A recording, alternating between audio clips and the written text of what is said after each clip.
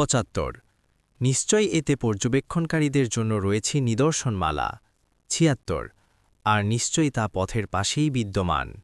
৭৭ নিশ্চয় এতে মুমিনদের জন্য রয়েছে নিদর্শন। ৭৮ আর নিশ্চয় আইকার অধিবাসীরা ছিল জালিম। ৭৯ অতঃপর আমি তাদের থেকে প্রতিশোধ নিলাম, আর এই জনপদ দুটি উন্মুক্ত রাস্তার পাশেই বিদ্যমান। ৮০ আর অবশ্যই হিজরের অধিবাসীরা সালেহের আলাইহিসসালামের কম রাসূলদেরকে অস্বীকার করেছে।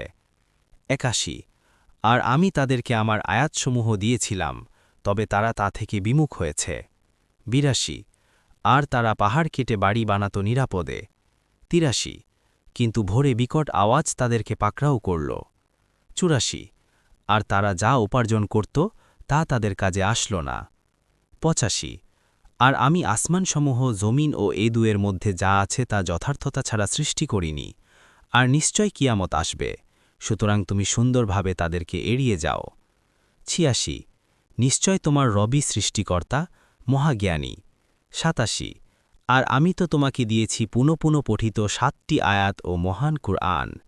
৮৮ আমি তাদের কিছু শ্রেণীকে যে ভোগ উপকরণ দিয়েছি তার প্রতি তুমি দুচোখ প্রসারিত করো না, আর তাদের জন্য দুঃখিত হয় না, এবং মুমিনদের জন্য তোমার বাহু অবনত করো।